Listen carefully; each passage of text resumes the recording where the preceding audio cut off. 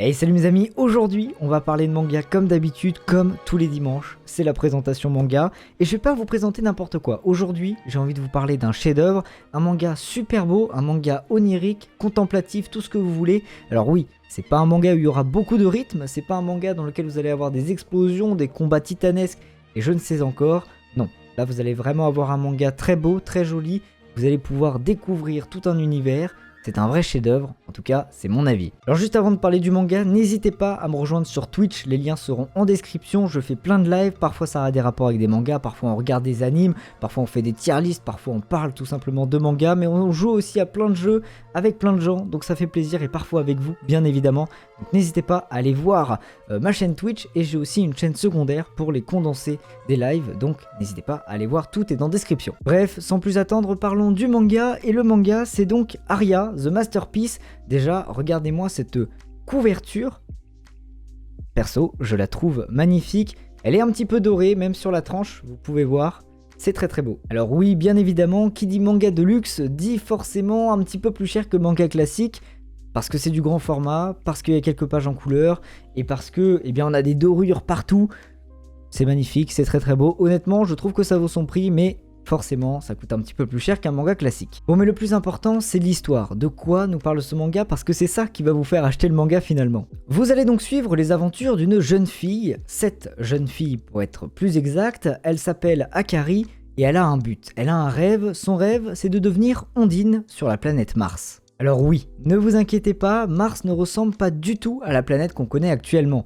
Dans le manga, nous sommes en 2301, donc autant dire dans quelques années, et ils ont réussi à terraformer Mars. Mars est maintenant recouvert d'eau, et ils y ont créé une nouvelle ville qu'ils ont appelée la Nouvelle Venise. Donc en gros, c'est Venise sur Mars, en un petit peu plus futuriste, et en un petit peu différent quand même, parce que c'est quand même pas la même planète. Bref, notre jeune fille va donc partir de Tokyo, direction Mars, direction la Nouvelle Venise, pour devenir Ondine. Alors qu'est-ce qu'une Ondine? Eh bien ce sont tout simplement les jeunes filles qui servent de guides dans le nouveau Venise. Ce sont tout simplement les bateliers. Parce que oui, comme dans le Venise actuel, eh bien la plupart des gens se déplacent en bateau. Alors oui, il y a des vaisseaux et tout ce que vous voulez, mais il y a aussi beaucoup de bateaux. En même temps, la ville est sur l'eau, quoi. Et donc, eh bien forcément, il faut bien des gens pour naviguer sur ces bateaux. Donc en gros, voilà l'aventure que vous allez suivre. Une jeune fille qui part donc dans une nouvelle planète, un nouveau monde, une nouvelle ville, pour tout simplement devenir un guide. Donc comme je vous l'ai dit, c'est un manga très calme, un manga très posé, un manga très contemplatif. En même temps, c'est normal puisque le personnage que nous allons suivre, eh bien, découvre lui-même tout l'univers dans lequel elle est en train d'arriver. C'est donc à travers les yeux du personnage qu'on va découvrir chaque ruelle, chaque bâtiment, chaque phénomène qui peut se passer dans cette nouvelle ville. Et bien sûr, le tout accompagné de magnifiques dessins, parce que oui, un manga contemplatif avec des dessins pourris, bon,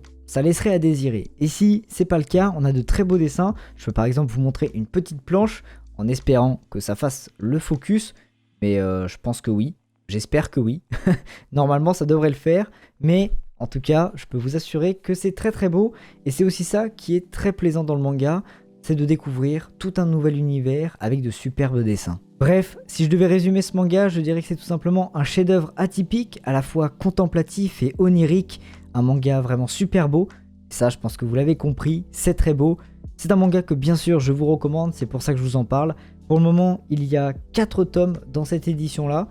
Je sais pas si l'ancienne édition, parce qu'il devait y avoir une ancienne édition de Aria, est disponible, je ne sais plus du tout, je ne sais pas si elle est encore disponible, mais je sais que cette édition est un petit peu en tirage limité, donc n'hésitez pas, foncez si vous le voyez en magasin, prenez-le, c'est super, et dites-moi si vous aimez, dites-moi ce que vous en pensez, c'est toujours bien d'avoir plusieurs avis. Bref, j'espère que cette vidéo vous aura plu, n'hésitez pas à me rejoindre bien évidemment sur Twitch comme je l'ai dit, sur Twitter, sur Instagram comme d'habitude, et moi je vous dis à la semaine prochaine pour une nouvelle vidéo, tchuss!